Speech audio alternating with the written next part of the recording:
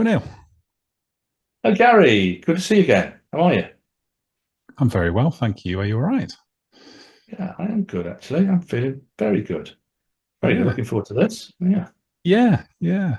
So yesterday afternoon, we took our record store adventures up a notch, didn't we? We did a little more than usual at the record store in Altrincham, and we didn't stop there, did we? We after that we tried something new, a little bit different. That's it. Um, Always willing to push the boat out, to experiment. And yeah, with our extensive budget, we were yeah, able to, yeah, a bit more experimental. Yeah. yeah. So we're both into vinyl shopping, obviously, and we both love a good coffee outing. We found a way to blend the two together, didn't we? In quite a cool way, and we caught it all on film. Blend, I like that. Did you like that That was link? deliberate, wasn't it? It was Did. I deliberate. thought that was very, Thanks very for clever. spotting that. Almost gives the impression that it's been rehearsed or prepared for in some way. Yeah, we had a blend of records and coffee, which was lovely. Lovely afternoon. Yeah. Well, we'll show the video now and then have a little chat about it afterwards. Here it is. Yeah, great. What's this? Hi, here we are at Tasty Records, a great little record shop in Altrincham, and I'm here with Solomon. Hi, good afternoon, Solomon. Hi. Nice to see you. Nice to see you, Neil. Could you just tell us a little bit about Tasty Records? So we're a small independent record shop in Altrincham, like you say, in South Greater Manchester. We do brand new, we do second-hand, pre-loved stuff, loads of LPs, some singles downstairs down there, tapes. If anyone interested in tapes around here, but mainly, brand new, well curated, brand new, pre-loved LPs. Trying to cater to all genres. So our biggest genres are probably like classic rock, indie alternative, but electronic music, and then we go to world music, hip hop. 80s jazz, stuff like that, Yeah. So we just try and cater to as many as we can, try and get some stock items in, stuff that you'd be surprised still some people don't own, who come on the high street and they want to pick up their favorites, really. And new releases we do as well, so we try and keep a lot of new releases in. National Album Day's just been, so we've got loads of National Album Day stuff left over, and just a presence here on the Altrincham High Street. Been here for we've been in operation for over 10 years, but in this location probably about 6 years. Okay. And there's been a lot of coverage of the supposed upsurge in people buying vinyl. Yeah. Is it something that you've noticed over the course of the past few years? More people are coming in and wanting to buy records? Well, we've been doing better year on year, basically, and whether that's turnover we have, and whether that's because of the increase of price of vinyl, may be one thing. But it's the popularity's there. There's young people always coming in, and some young people, you'd be surprised again how well versed they are in music. So you get people coming in who are 9 years old and they know everything about death metal and stuff like that, or drum and bass. There's a kid who comes in, I'm like, I remember me when you're a famous DJ, because you're going there, but yeah, loads of people asking for a brand new turntable for Christmas and stuff like that.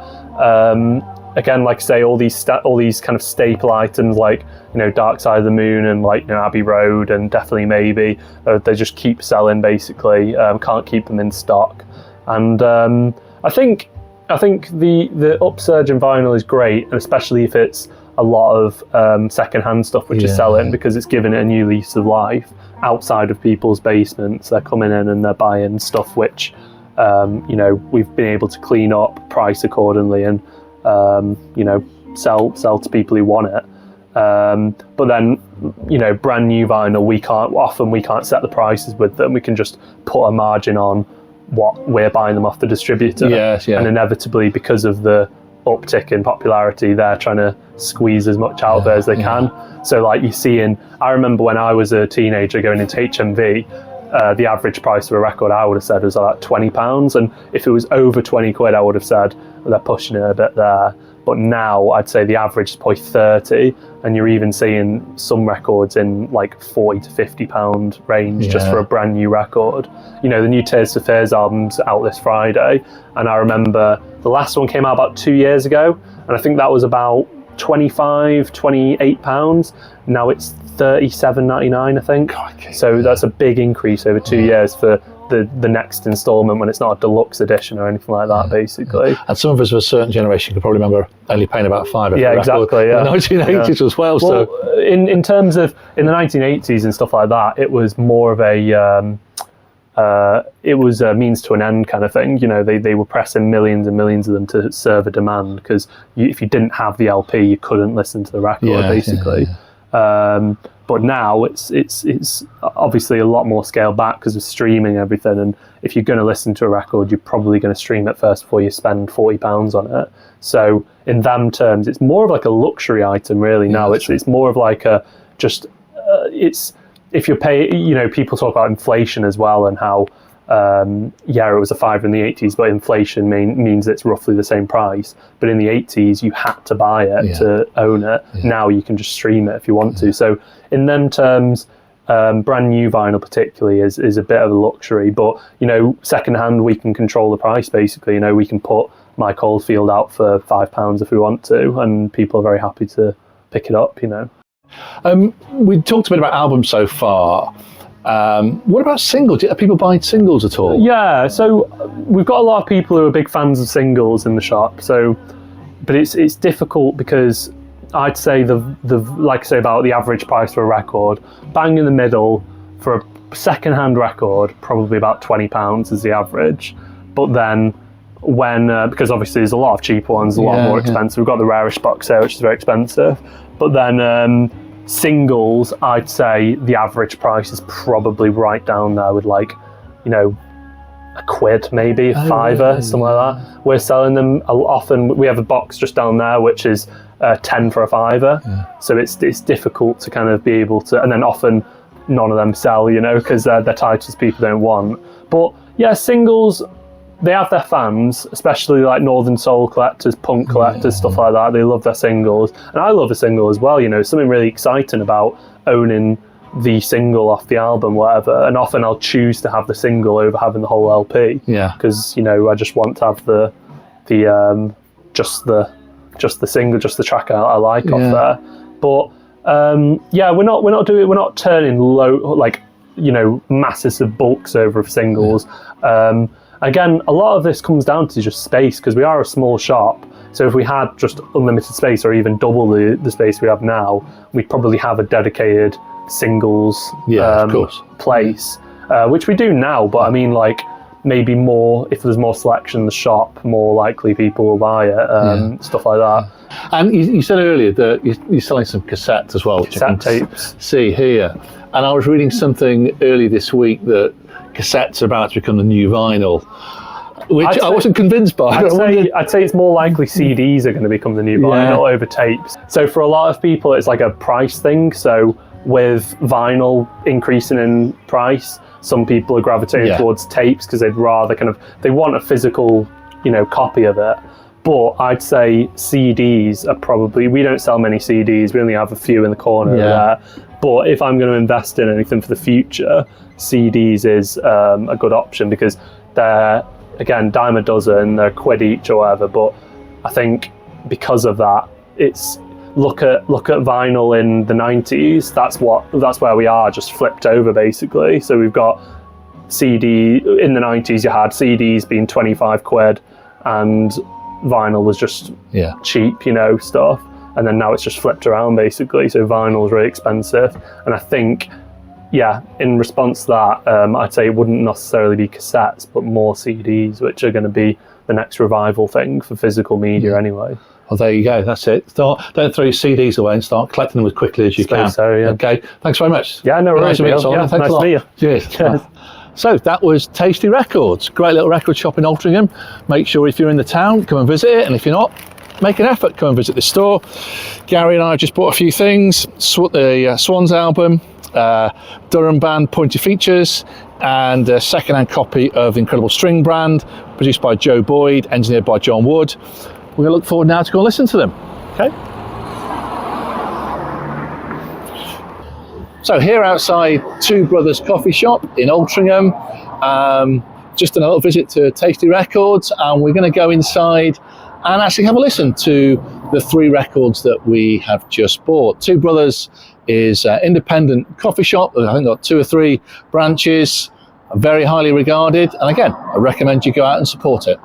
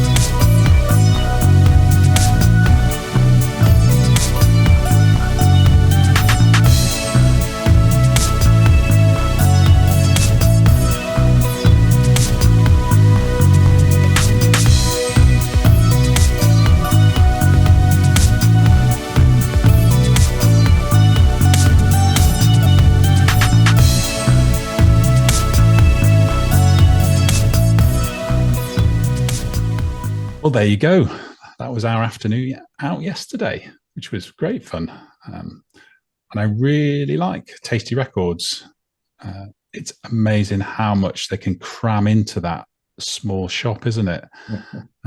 Primarily vinyl, but with a good selection of cassettes and CDs as well.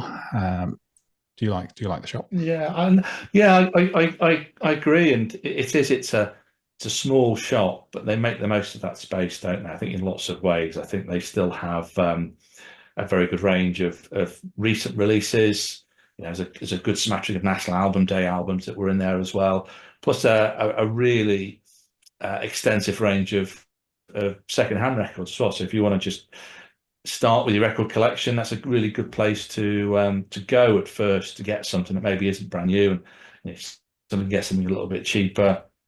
And I think, as you said, apart from the CDs and cassettes which they sell, which probably we can come on to later, one of the things I've always really liked about Tasty Records, I've been going there for years, is they're always really friendly. The staff who work there, and I think it's mostly is it Jess and Solomon who we come across most, and they're interested in you and what you want to buy, and they'll recommend choices for you. And we saw it yesterday as well, which is what you need, because sometimes people can be put off going to record stores if they feel that they don't know enough about music, or they feel their taste may be looked down upon in some ways. But you don't get that at Tasty Records at all.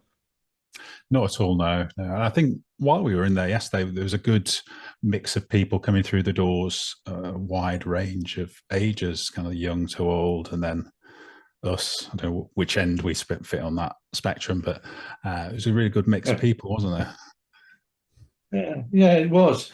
It was actually, and there was obviously people who saw we were in there and filming a bit, so they walked off, came back, and you saw that they were interested in different things. I mean, one guy came in asking for a Bobby Darin record as well, which I probably haven't heard in the record store before. And then someone comes in looking for something much more current. I think she was looking for a Billie Eilish record, wasn't she? And I think that illustrates that breadth they have at Tasty Records. And also now they can ask for something, and they'll help them find it or order it if they haven't got it in as well. So yeah, it's a great little shop actually, and I think it's a real asset to Altrincham, a town that obviously has gone through something of a rebirth, regeneration in recent years, and to have a really good record shop in there, like having a really good bookshop or a really good coffee shop, I think is an important part of that town's offer as well. So hopefully people go and use it, definitely. Yeah.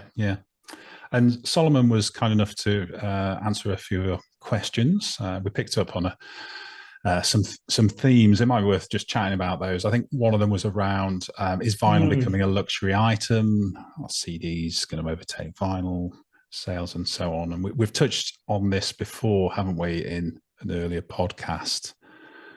Definition of luxury is a bit subjective. I think what we're saying is vinyl become a bit too expensive now. What do you think? Yeah, I think, yeah, it's evident it's become more expensive on different levels. I think certainly, say 4 or 5 years ago, you could go around most charity shops and there'd be a much broader range of what they had there and a better range, but also the records were a bit cheaper. So I've even seen that the charity shop element, records have become more expensive in there. Not hugely so, but you notice not lifting the prices. And as far as the new ones are concerned, I think there has been. I would have expected, say, 2 years ago, to have paid between £20 and £25 for a brand new record. Probably £22 seemed to be the average. But I've noticed it started to creep beyond 30 in a number of stores now, and I think that's slightly different and could appear prohibitive to someone. And the inflation impact isn't something I'm really sure of. I probably should have done the maths and looking at how it compares to the average price of a Mars bar from 1986 as well. But I remember when I was in the sixth form at school for our young enterprise, we created a record shop. So we would, it required minimal effort from us. We would order the records from a wholesaler. They'd come to, we'd get the orders from staff and the pupils, order just what we wanted, get them into school, and then we'd sell them. So we were left without any overheads. And I think it was something like £4 or £5 for us to buy a record at cost, and then we'd sell it for about £8 or something like that. So you got a sense then of actually, you're still making a reasonable amount of profit on that. You're almost making my maths isn't very good, but sort of 100% profit, depending on the record. Now, though, I sense they're not making that level of profit at all, because I think the cost to the shops, and this was something that Solomon had talked about, that the cost from the wholesalers has gone up as well. So they've got to make record shops viable, they need either a lot of people going in, buying a lot of stuff, or they've got to be able to have a markup on what they're selling. And clearly there isn't a huge footfall going into record shops. It's reasonable, but whether it's to sustain it. So they've got to find a way to survive. And compared to CDs, I'm not never sure whether it's really a fair comparison, because obviously CDs are sold, as we've said before, on their longevity as well, and they're much more functional. Whereas the record is something which is it's something more, having something large and like that, because you can obviously read all about the records and musicians, and you can have it on display, and it looks better on display as a piece of art. So percentages nonsense here, but it carries more weight, I think, having a record. So that's factored into it. And obviously we know the price of plastics has gone up, and there's a shortage of plastics. And I think the bit that would concern me is the fact that people, like when we were children, I don't know when you bought your first record. Mine was probably, I don't know, about 1983, when I was about 12, 13. Whether young people can afford to build up collections now, because they're finding that it's too big a proportion of their allowance. At the same time, I want to buy clothes, go out, get the latest vape, whatever it may well be. And then when you weigh that against the fact they can get it for almost for free, that's the cost benefit analysis that they're trying to grapple with, isn't it, as well? Because if they go on Spotify or Apple Music or whatever it may well be, they know that they can just, and what's more, they can guarantee pretty much the songs that they listen to be ones they like. Whereas obviously with an album, there's always a gamble when you get it. You might buy it for a couple of singles, but there could be 6 or 7 tracks there that you don't really take to, or even 2 or 3. And you think, I've spent £30 and only like half the album. I think it's a really difficult one for young people, particularly anyone trying to buy records, to say, for us, we're almost conditioned to do it, and we like that physical entity. And I think we've even talked about people who have stopped buying records, even young people, because they're too expensive, and they're either just going to stream them or they're going to buy CDs instead. As you said, and that would be interesting. That then becomes the next big thing. I think that's something that Solomon alluded to in the film, wasn't it? He thinks CDs are going to be, the new vinyl, so to speak. Just going back to the CDs versus vinyl thing, if you read a lot of the media, we're kind of led to believe that vinyl is kind of outselling CDs or overtaken CD sales. But if you dig into the details, I won't bore you with the technicalities, but really, those sorts of things are based on the revenue rather than the units sold. So because vinyl's so expensive, it has taken over in terms of revenue, but in terms of units sold, CDs are still ahead of vinyl and always have been. Interesting. I just wonder whether there's a bit of spin coming from the record companies just to try and force people down that vinyl route. Who knows? Yeah, I think you're right, actually, because they know that they're more expensive, and CDs are less. They're sort of lost. They're sort of like the middle child of records, aren't they? As well, you know, between the vinyl and the I don't know where this is going at all, this anecdote, but yeah, they it tends to maybe get lost between the vinyl and the streaming, that sort of middle thing. But yeah, it didn't surprise me at all that they're selling much greater quantity because they're so much cheaper, you know, and often you get extra tracks put on them as well. So, you know, I completely get it. Yeah. Yeah. The other thing we talked about with Solomon was about singles. So relating to the cost and the price increase, he was saying singles are significantly cheaper than albums, and it's in the second-hand market.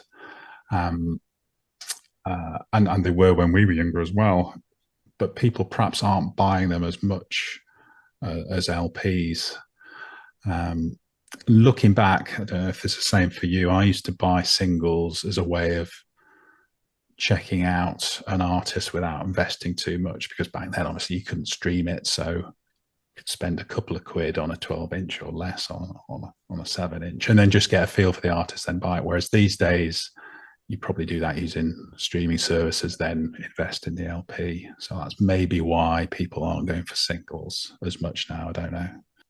Yeah, that's interesting. I mean, I think when I bought singles, it was usually for a couple of reasons. One, if I really liked the song, I probably wasn't going to get the album.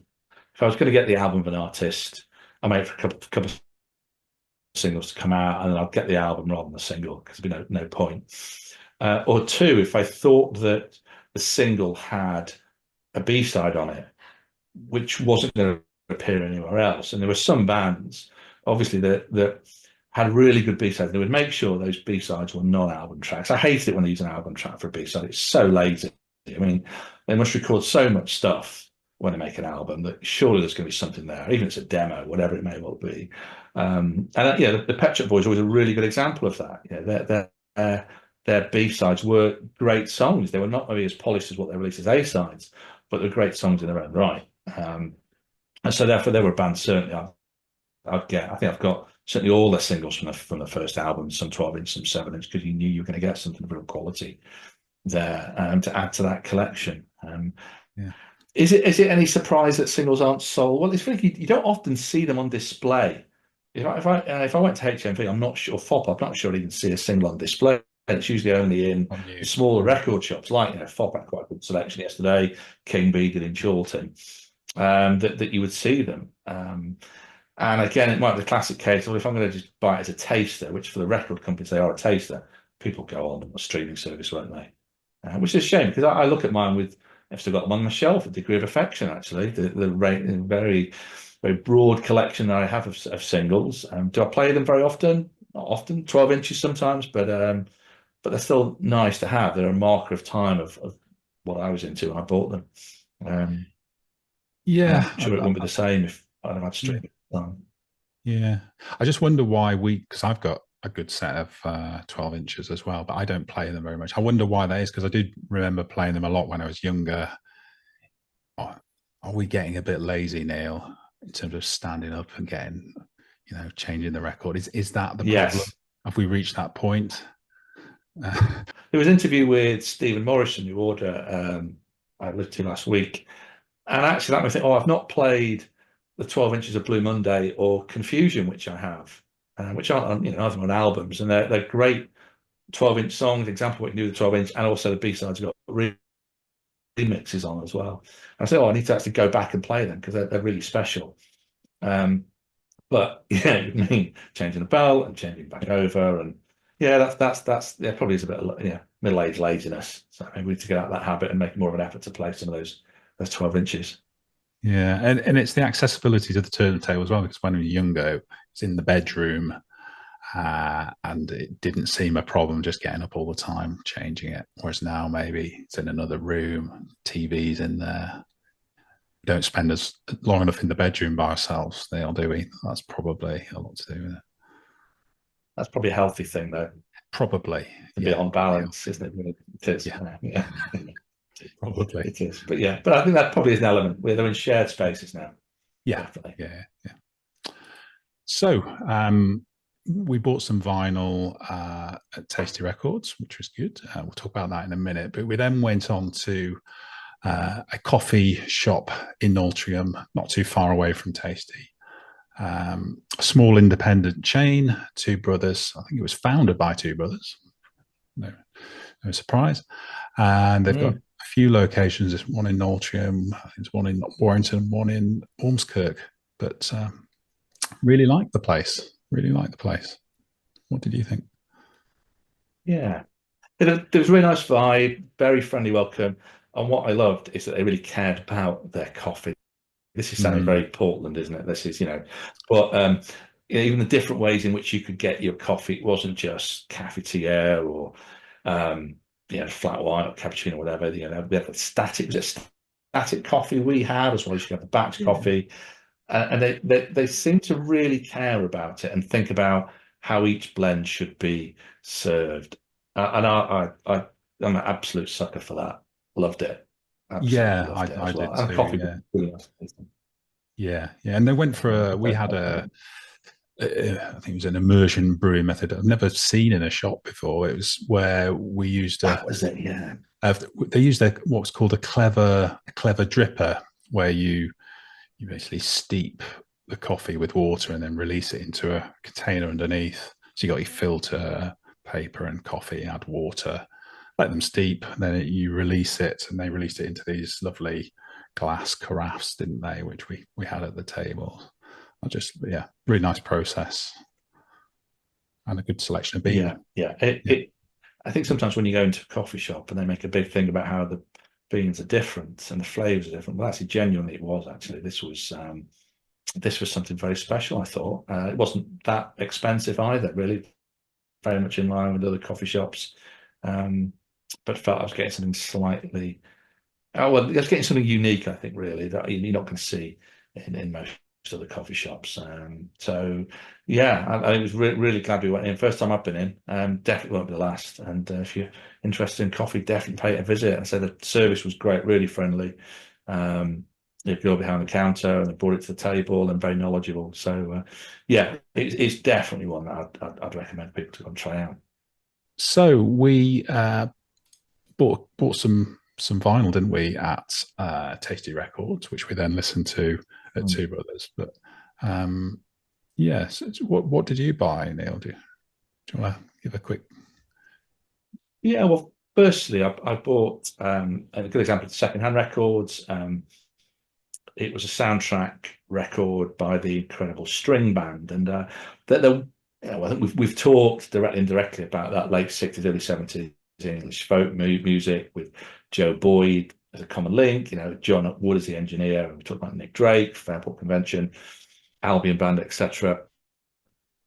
And the incredible String Band are very much part of that. They are produced by Joe Boyd, engineered by John Wood, and although they're probably slightly less accessible, I say, perhaps some of the other artists we've talked about. And it's interesting that in an interview with John Wood the other week, he said they're a band who are not going to get a renaissance because people just are going to struggle to tap into them outside of the late 60s England. And they're a band I've tried with before, but I wanted to explore a bit more of them. I'm slowly building up my collection of all elements of that late 60s English folk boom. And I obviously we listened to it yesterday. It's not the most mainstream record. It's not there for that representative some of the music that comes out in that period, but it's one of those things where I'm interested in curios in music, whether an artist or a particular record that somebody makes that isn't a mainstream one, and why did they make that? I hadn't heard of the TV show that it's a soundtrack for either. I hadn't seen it before either. It wasn't one of their more mainstream records, so I'm glad I bought that one. And then by contrast, the other record was by a band I think called Lonely Pointers, is that right? I haven't got it in front of me here. And they're a band from Durham. I think they've done a couple of albums now, a brand new one. And it was interesting because it was an example of the record store recommending things to me. He obviously was playing when we walked in. And it was very much of that.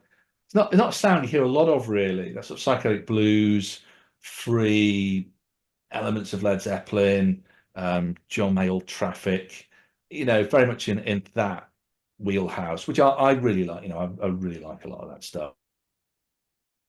That's not your straightforward 60s blues. It goes off somewhere slightly differently, actually. And I took to it straight away. And I'm glad I bought it. And I'd be interested to see, if they're going on tour, if they're playing live. Again, it's a record I'd strongly recommend people try out. They probably might have heard it on Six Music, but good example of just trying to find a band you've not heard of. Just take a punt with it. So and I got it, and then your choice was very different again, wasn't it?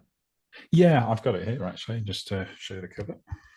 Ah, you were prepared. Yeah, well, someone's got to make an effort now. Yes, so it's the debut album from Swans, experimental noise, post-rock band. At least they are now. I've only really listened to their newer material. I haven't delved back to their earlier stuff, and that album's that's 40 years old. I think 1983 that came out. Yeah, very different to what I'm used to hearing from Swans, but you can still hear the foundations of what they've become. I wouldn't say it's the most accessible album, quite harsh, brutal, a bit painful on the ears, but I really enjoyed it. I'm pleased to find it. It was excellent condition and a really good price as well for something that's 40 odd years old. Not something I see that often in record stores. So really pleased with that.